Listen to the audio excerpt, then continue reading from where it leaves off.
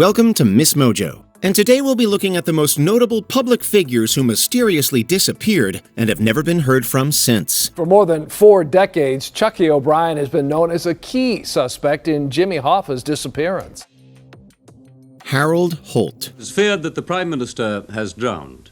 A great search is being made for Mr. Holt off Portsea, Victoria. However, no official announcement has been made as to the fate of the Prime Minister. Mr. Holt went for a swim shortly after noon with a friend, Mr. Alan Stewart, a quarantine officer from the Melbourne suburb of Armidale. The 17th Prime Minister of Australia was last seen on December 17, 1967. While spending time at his Portsea, Victoria residence, Holt suggested to his friends that they travel to Cheviot Beach for a swim. While in the choppy waters, Holt was swept away by a rip current and never seen again. Dozens of police, search and rescue squads and divers have been rushed to the area and have been searching since 2 o'clock. Light craft have been braving the heavy seas near Portsea, and several aircraft have been in the air constantly.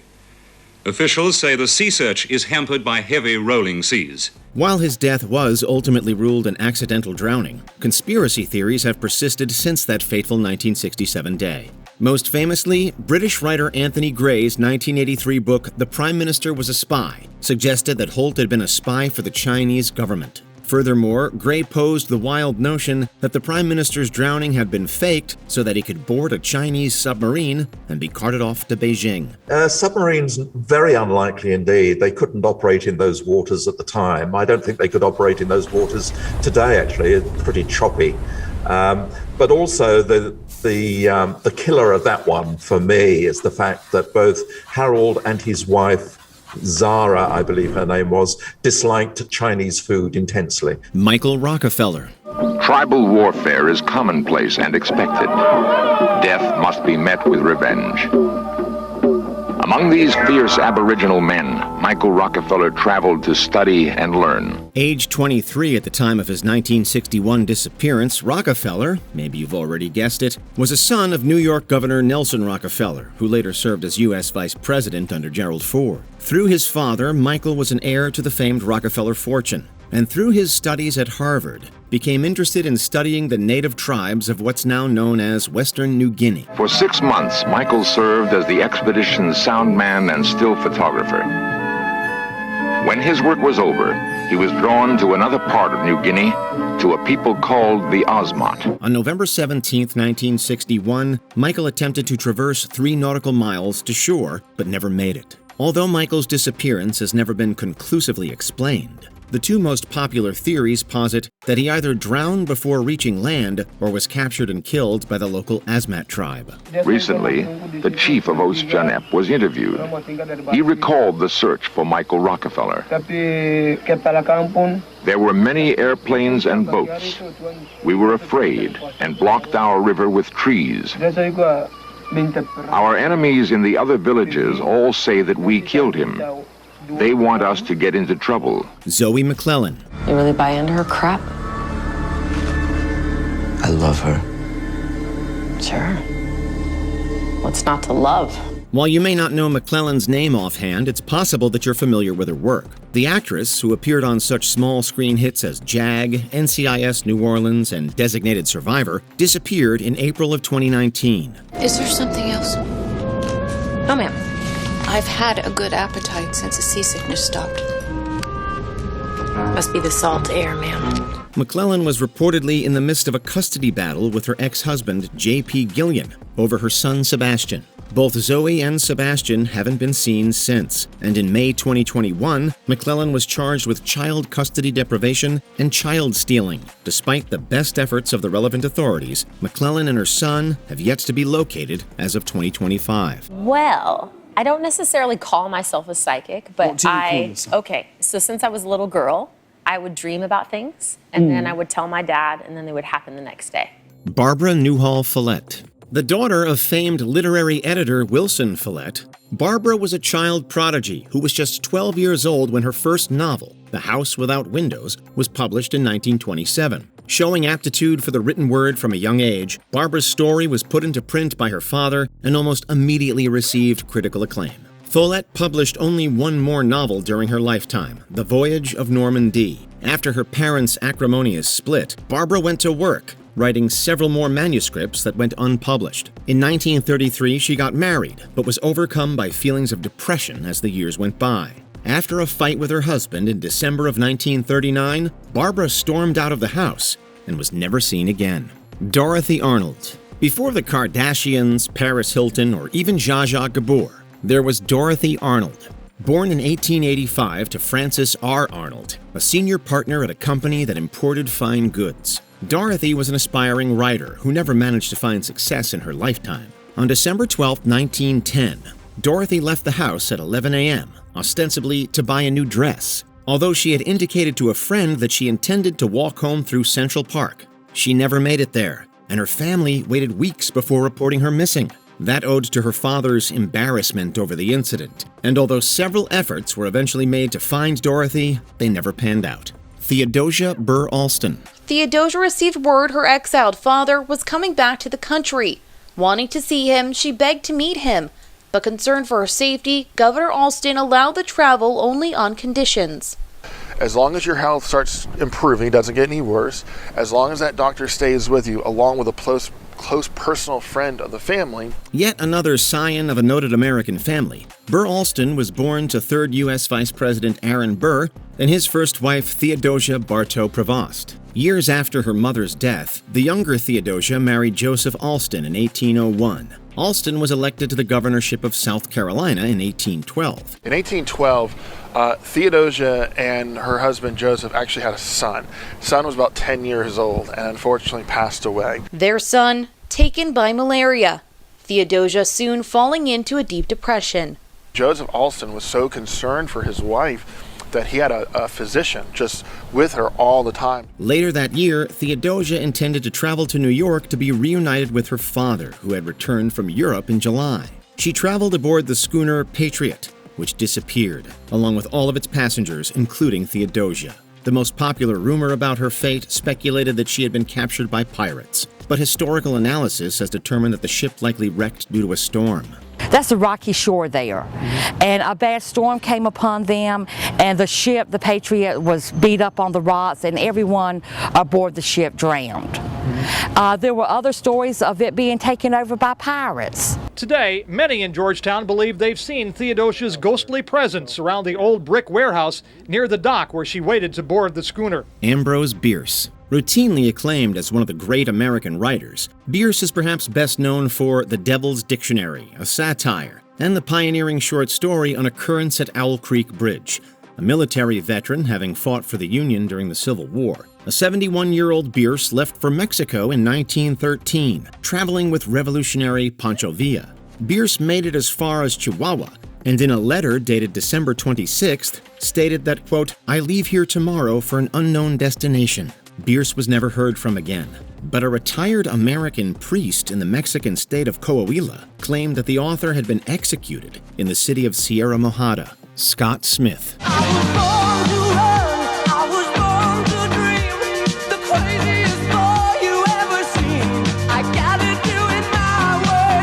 Smith was the longtime bassist for Canadian rock giants Loverboy, best known for their hits Turn Me Loose and Working for the Weekend. Smith, who originally hailed from Winnipeg and lived in Maple Ridge, British Columbia, played with the band from 1979 until his disappearance in 2000. On November 30th of that year, a pleasure cruise off the coast of San Francisco turned tragic when he was swept overboard by a wave. Said Smith's friend Bill Ellis, quote, "We turned back around, but couldn't find any of the debris or cushions or the man overboard pole.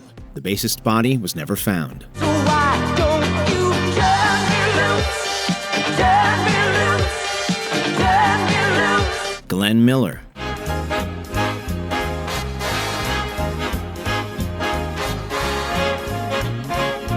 Musical Renaissance man Miller was one of the biggest stars of the late 1930s and early 40s. A trombonist, band leader, and conductor, Miller volunteered to join the ongoing American war effort in 1942.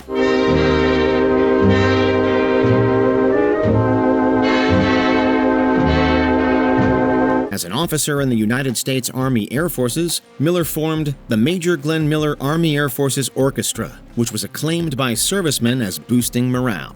Said General James H. Doolittle, quote, Captain Miller, next to a letter from home, your band is the greatest morale booster in the European theater, end quote. Miller was painfully declared MIA on December 15, 1944, after the plane he was on went missing, attributed to rough weather conditions and mechanical failures. Even though it's snowing, violets are growing. I know why, and so do you. Jimmy Hoffa. I would be very happy to have our legal counsel here, our legislative representative here, assisting me in spending as much time as necessary to acquaint the American people with the fact that this is a strike-breaking, union-busting bill, in my opinion. While the name Jimmy Hoffa may not carry the same cultural cash that it used to, rest assured that Hoffa was one of the most famous men of his era. A fierce but controversial advocate of labor rights, Hoffa was the president of the International Brotherhood of Teamsters from 1957 to 1971. Did you ever talk with him at that time? Yes? About what? I think general conversation. Well, what about?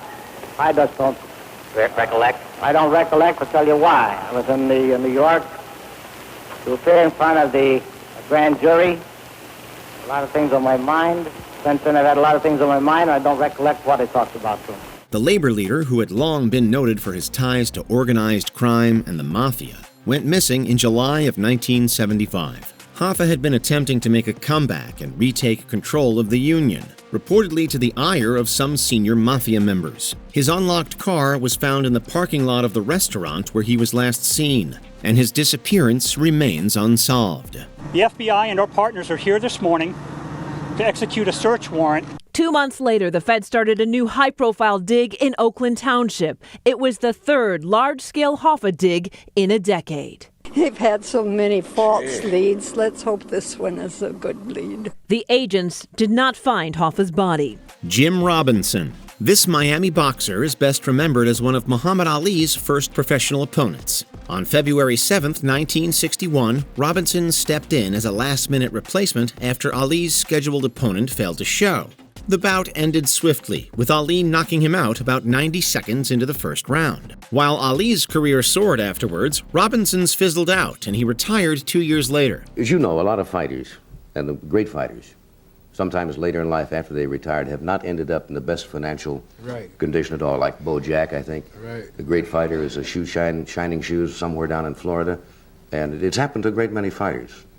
You're not going to let that happen to you. I'll tell you one thing. I'm glad you brought that up.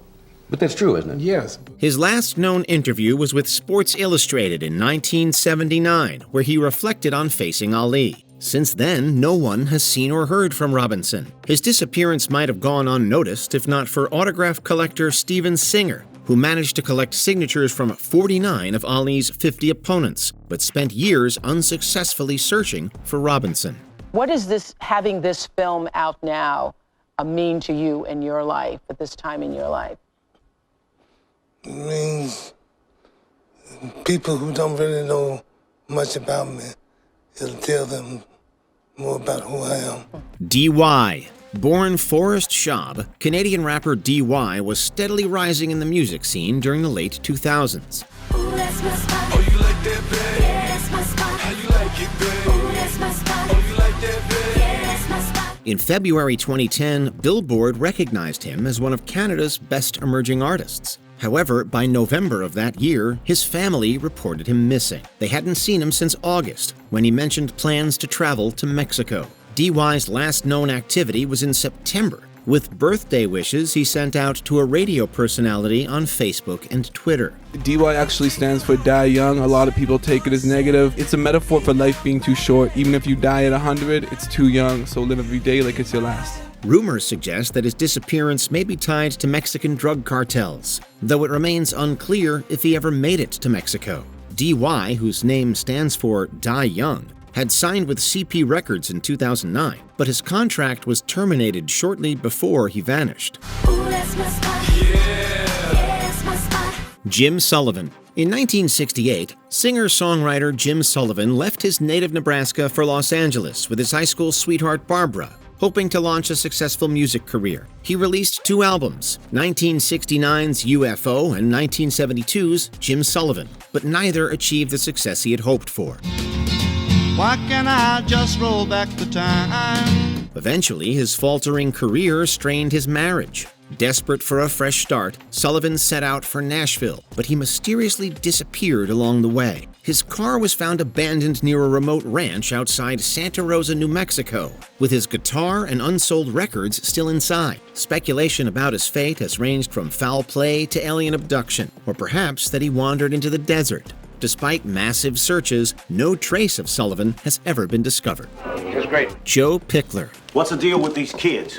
These are my people. Your people. My people. Kyle, did you start a cult? Yep. That's so sweet. After starting his career at the age of 4, Joe Pichler gained prominence as a child actor, with roles in Varsity Blues and the Beethoven film series.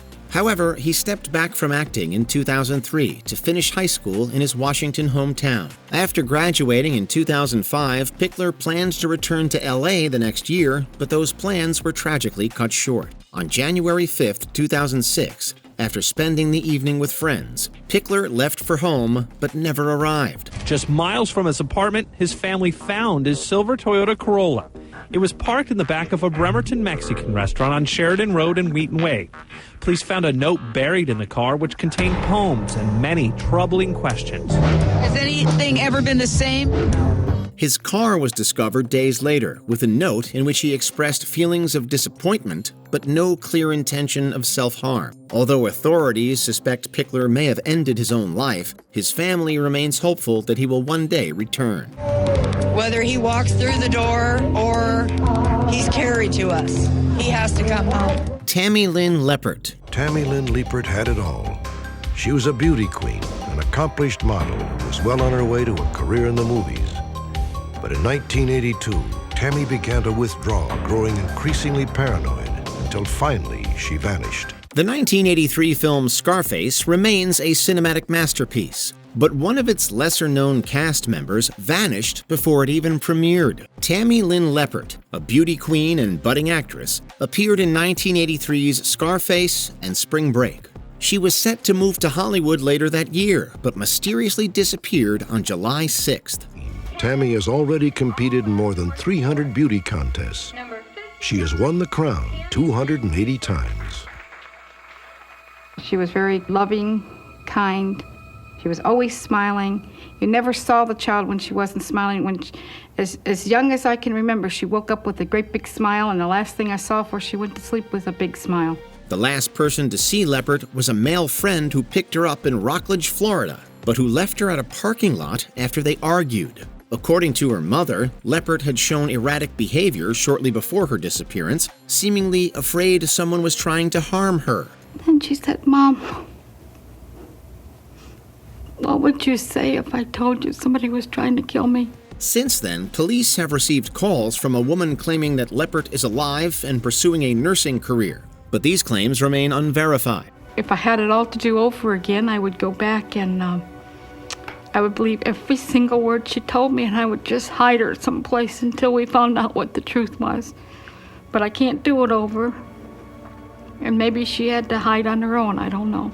Connie Converse. Considered a trailblazer of the singer-songwriter genre, Connie Converse's music went largely unrecognized during her lifetime. In the 1950s, Converse recorded a collection of introspective folk music in New York City, but her efforts to break into the music scene were futile. One by one in the dark,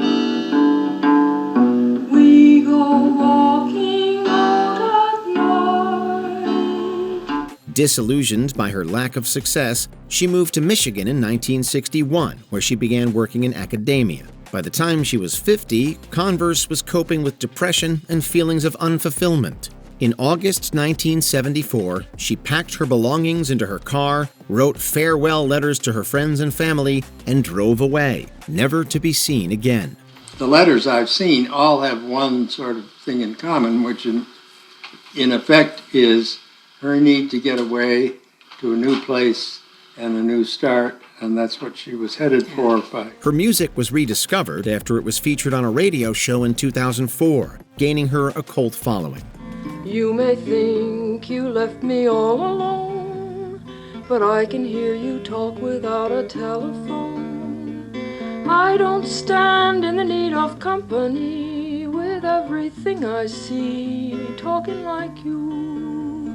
Bison Dele. Bison Dele was only in his early 30s when he accomplished something that most of us can only dream about. With $16 million of NBA money in his pocket, he decided to just sail away. Between 1991 and 1999, Bison Dele had a solid NBA career, playing center for teams like the Orlando Magic and Chicago Bulls. But at age 30, Dele stunned everyone by deciding to retire early to travel the world. In July 2002, he set sail for Tahiti with his girlfriend Serena Carlin, his brother Miles DeBoard, and the boat's captain. However, only DeBoard returned. Today, the 33-year-old former star is missing and at the center of a manhunt that stretches from the United States to Tahiti. Dele has disappeared along with his girlfriend Serena Carlin. The couple has not been heard from in weeks. 2 months later, authorities arrested him after he forged his brother's signature and bought over $150,000 worth of gold under his name. It is believed that DeBoard killed all 3 individuals during a fight,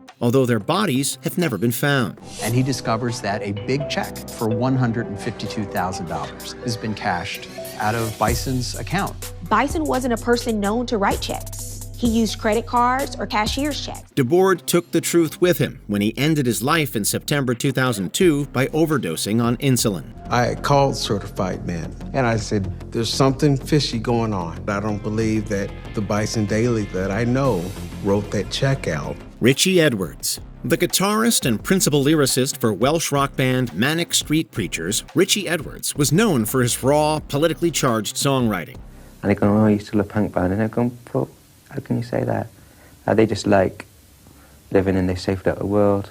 Edwards openly dealt with depression and self-harm and channeled much of his inner pain into his music. On February 1st, 1995, just before the band's U.S. tour, Edwards checked out of a hotel in Wales and vanished. His car was later found abandoned near the Severn Bridge, where many people had ended their lives. This fueled speculation that Edwards had done the same, but no conclusive evidence was ever discovered. So I appeal today, if anybody knows anything, to just come forward. Even if say he doesn't want, he's just, maybe, you never know, I'm sure you've been over all these scenarios in your mind as to what's happened from the very, very worst to the fact that he might just want to have disappeared. Over the years, there have been reported sightings of Edwards in places like India and Israel, but none confirmed. In November 2008, he was declared legally dead. It's not having that peace of mind. It's so difficult, isn't it? It is. And even if they just tell you, I'm all right, might not want to be found, but I'm okay. That's right. Sean Flynn. Born to Hollywood legend Errol Flynn, Sean Flynn first followed in his father's footsteps, appearing in a string of films between 1960 and 1966. I said, get off my place. Your place? You heard me. Beat it. This place is mine, and I'm used to giving orders around here. He soon grew disillusioned with acting and tried his hand at various careers before finding his true calling in photojournalism. Flynn quickly developed a reputation for fearlessly embedding himself in dangerous combat zones to capture striking images of conflict. Novak here. We're sending you a team of specialists, Lieutenant. Go take orders from them. Right, Colonel. Now what about this refugee, sir? Keep him under security until Major Finnegan gets there. Over and out.